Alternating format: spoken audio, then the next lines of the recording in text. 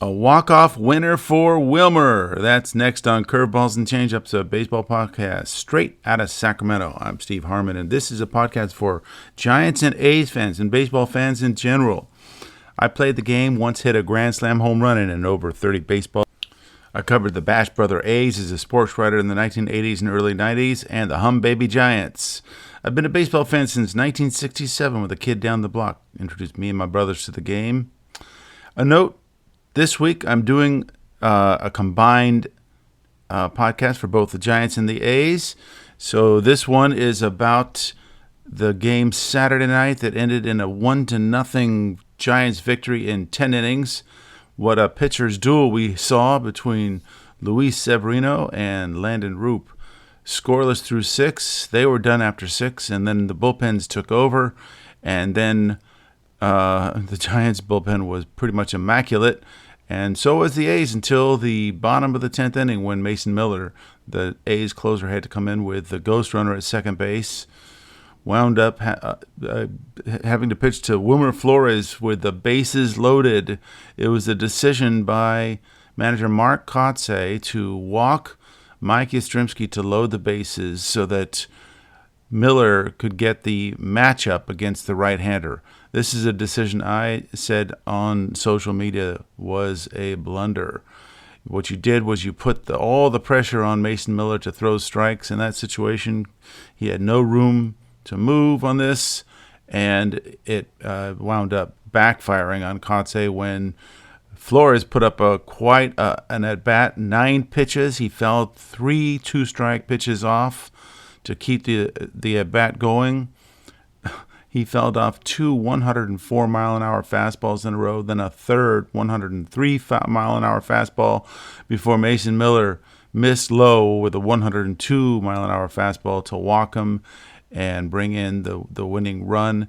Mark Kotsay, after the game, explained it by saying, after the strikeout on Tyler Fitzgerald, we talked about it out there, the matchup with Yaz. Obviously, lefties have done a better job of taking good at-bats against Mason. I had full confidence in him against Flores there. Flores took a good at-bat. Well, I mean, first of all, Mason Miller is your closer, and he is not out there for matchups. He's out there to get guys out. And if you're going to put it in his mind that he can't get a lefty out, then that really creates a problem there. And then secondly, you're not just facing Wilmer Flores, some guy in the lineup. Wilmer Flores is a proven RBI guy. He had just hit 3 home runs and 8 ribbies the day before, and he also is a good disciplined hitter. So Mark Kotsay really, put a real tough spot in for Mason Miller. It was not really a fair decision on the manager's choice, and Mason Miller paid for it.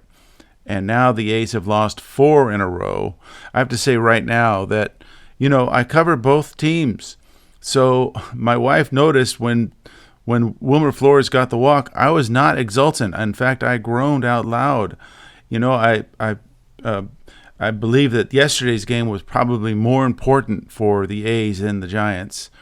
They've been in such a little dip here, 4 straight losses now. And the Giants, they're the more mature team. They've got a lot of veterans. They can handle a tough loss like this. It'll be interesting to see how the A's bounce back, coming back after this. They have one more today with the Giants, and it'll be the afternoon game. Justin Verlander going against the lefty Jeffrey Springs. Of course, Verlander's looking for his first win of the year, his 263rd win of his career. He's 0-3 on the season. He's pitched really well in his last 4 or 5 starts.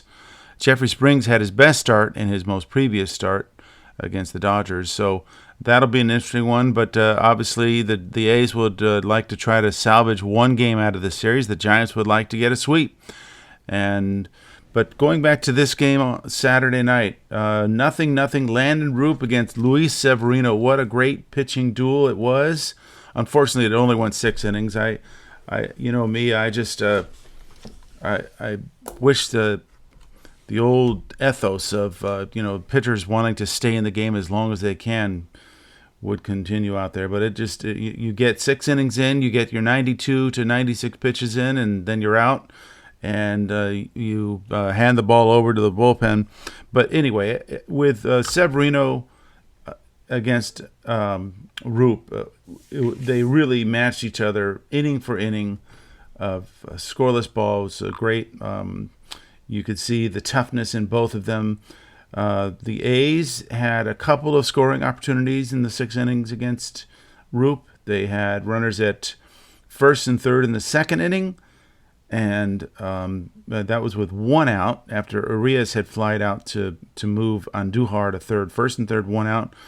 J.J. Bleday in that second inning struck out. I have to say, Bleday might have had his worst game of the season. He had 3 opportunities in this game to make a productive out that would have scored at least 2 runs. He had first and third there in the second inning, struck out, and then later Nick Kurtz, the rookie, grounded out to end that threat in the second inning. In the fourth inning, the A's once again had runners at first and third with 1 out, and Bleday was up there, and he popped out to third base. I mean, you really have to credit Roop with his pitches. He had this great mixture of curves. He had that wonderful sinker that moves in on right-handed batters. It's just this swing back sinker that bores in on the hands of the hitters, and that's what happened there with Bleday. Got a pop out, and that was a pop out to third base. Then he got Kurtz striking out, looking. Once again, using the variety of pitches he's got. At one point, Mike Krukow said that he doesn't think that Landon Roop can throw a ball straight, and that he really needs to understand that, and that all he really needs, he doesn't need to nibble. He just needs to throw the ball and let it move naturally, and he'll get good movement and good results, and that's what happened in this one yesterday. So that was the second opportunity that the A's had in the fourth, and then after that they were silent basically against Roop through 6. But then the bullpen came through with 1, 2, 3, 4 scoreless. First it was Randy Rodriguez, who had a clean 7th inning, 1, 2, 3, 7th inning. And then Tyler Rogers had a 4-pitch 8th inning. I was calling for him to come out for the 9th. He barely got a workout in. Got a 1, 2, 3, 8th inning on 4 pitches. But, Bob Melvin, he pitches by the analytics, and that's the only inning that Tyler Rogers apparently is able to pitch in. He's the setup man in the 8th, and, it was still 0-0. He could have still gone out there for another inning, But anyway, the formula is there, and then it was Tyler Walker in the 9th inning, and apparently Tyler Walker has made some really nice adjustments. He explained it afterwards, where he is not pivoting his body as much as it was, and that enables him to have a little more focus on the plate, and he showed it. It was good results yesterday. He got the A's out in the 9th on a 1, 2, 3, I think it was 11-pitch inning. And then Camilo Doval came in the 10th inning.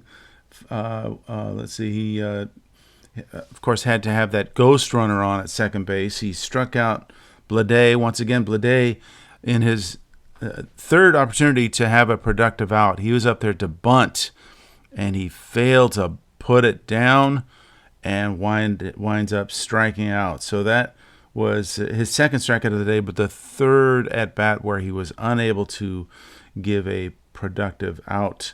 Nick Kurtz grounded out to move the runner to third. It was Schumann running at second base as the ghost runner.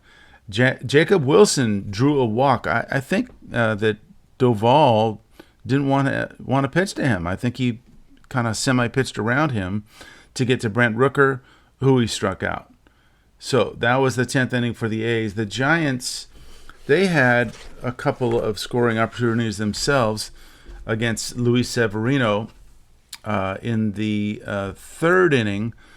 They got a bloop single by Tyler Fitzgerald to right field, and then a bunt single by Mike Yastrzemski. Flores drew a walk, so they had bases loaded. That was with one out. Bailey had led the inning off grounding out. Bases loaded with one out, and the middle of the order, Jung-Hoo Lee coming up with Elliot Ramos on deck, and Severino did a beautiful job of pitching, striking out Lee, swinging, and getting Ramos on a check swing, called for a swing, strike three, getting out of it, and keeping the game tied. 0-0. The Giants had one more scoring opportunity, really not. I mean, it's a 2-out double by Lamont Wade in the fourth inning, and Bailey struck out. So that was it. Severino was just masterful, and he is, his mastery is that he throws strikes, but he is a power pitcher through and through. He was up at 97 miles an hour, 98 miles an hour, and just blowing it by guys. And the Giants are not one of the better fastball hitters, so this was a good matchup for Luis Severino. But he was out after 6 innings and after 96 pitches. I was hoping that Kotsay would send him out at least for the 7th inning. But, in a 0-0 score, it almost feels like nothing really is gained by putting him out there, and especially putting him out there after 100 pitches. I am not an advocate of that 100-pitch limit. You know that. But in this case, it seemed to be reasonable. And then, the A's got some good relief work from Justin Sterner. Sterner was able to bounce back from his terrible, disastrous outing against the Yankees when what did he give up? 7 runs in 1 inning against the Yankees, less than an inning. But this time he was able to get the Giants out scoreless over 2 innings, though he gave up another bloop single to Tyler Fitzgerald. And he walked Flores. Wow, Flores walked 3 times in this game. I didn't realize that until I looked at my scorebook here. But he struck out Mike Yastrzemski, and he got Jung-Hoo Lee on a fly ball, and that was it for the 8th inning. And in the 9th inning, Tyler Ferguson came in and had a 1-2-3 ninth, getting Ramos to ground out and then striking out Matt Chapman and Willie Adames. Willie Adames would be, since he was the last out of the 9th inning, he would be the ghost runner in the 10th, and he would wind up scoring the winning run. First, Lamont Wade, with that runner on second base, did a really nice job working the walk there, his specialty, working the walk against Mason Miller. So they had runners at first and second, nobody out, and then Patrick Bailey laid down a perfect bunt, and that set up the winning touches by the Giants. First of all, second and third, Fitzgerald struck out. Mason Miller got Tyler Fitzgerald to strike out, so that was 2 outs. And then the fateful move by Mark Kotsay to walk Yastrzemski intentionally to load the bases, and then Flores, with his 9-pitch at bat, fouling off 3 straight 2-strike pitches with real mustard on. Flores talked about how tough it was to face a pitch like that, a 104-mile-an-hour fastball. He said that he started to see it a little better, but it was a different kind of fastball, and he did all he could to fight him off. And in the end, it just took one errant throw, the pitch that was low and away, and once again, Flores was the hero. Second day in a row that Flores was in the spotlight for the Giants. He now leads the major leagues with 42 RBIs, passed up Aaron Judge, who he was tied with at the start of the day. And that was the big moment for Flores. So, as I said in the previous episode, don't F around with Flores or you'll find out. And that's true. He is a pro. It is amazing to see how much respect he has in that Giants clubhouse. Players through and through just love him and consider him to be a true pro. They call him Mr. Cool. I'm sure he's got quite the bon vivant kind of attitude in the clubhouse. He's very cool. He hits those 3 home runs, and every time he goes back to that dugout, you don't see any outward explosive celebration on his part. He takes it all in stride, and he is the ultimate team player. Right now, he's DHing, but he'll fill in at first base. And there were times during the season when he was going. He's gone through some stretches, some bad stretches, where you could see he needs to sit a little bit. He's 33 or 34 years old. He needs to get a little rest, and it'll be interesting to see. When Gerard Encarnacion finishes his rehab in Sacramento, it'll be interesting to see how they mix that up between him, Encarnacion, Flores, and Lamont Wade between first base and DH. Right now, the news is, though, Encarnacion is resting in Sacramento. His hand is a little sore. He's rehabbing that hand that was broken, and he's experienced a little soreness, so he's giving it a rest for a few days. But they say he's still on schedule to be back with the Giants on May 26th. We shall see about that. The other news: Jordan Hicks he's been replaced in the rotation. Bob Melvin made the decision to bring Jordan Hicks back into the bullpen, and he's going to have Hayden Birdsong take his place in the rotation. Birdsong has been in the bullpen all season long. He hasn't gone more than 3 innings, so it's going to be interesting to see how long it takes to ramp him up to, a 4 or 5 or 6 inning stamina. But that's huge news. Jordan Hicks, he's had a real tough first part of the season, a 6.50 ERA, although some of the analytics numbers show that he actually has pitched much better than the numbers show. Some numbers show that he should have more like a 3.50 ERA, given the number of ground balls that have gone through the infield and some of the tough luck that he's had out there. But right now, Bob Melvin thinks that Jordan Hicks needs a change of scenery. This isn't the final story for Hicks as a starter. They're holding out the possibility that he could work himself back into the rotation. Of course, that would mean having to supplant somebody else who's now in the rotation. So that might be a difficult decision later on, especially if Birdsong comes through in the way that most people believe he can. He has shown signs of vulnerability out there in recent games, giving up some big home runs, giving up more hits than he had earlier in the year. Remember, he was almost unhittable in his first 7 or 8 games as a reliever, but started to show signs of vulnerability. But they still have great confidence in him. He joins the rotation. He'll start Tuesday. He'll be his first start, and that'll be against the Kansas City Royals. The Royals will be coming into town, San Francisco, on Monday. Right now, they've got a 4-game losing streak going. They lost to the Cardinals 1-0 last night. I'll do more of a preview of the series in my next episode when I sum up this series between the Giants and the A's. A little look at the farm team for the Giants. I keep on seeing amazing footage of Bryce Eldridge hitting blast after blast. So I looked him up, and indeed he is doing really well for the Richmond Flying Squirrels. He's hitting .296 with 5 home runs. So I expect to see him in Sacramento soon.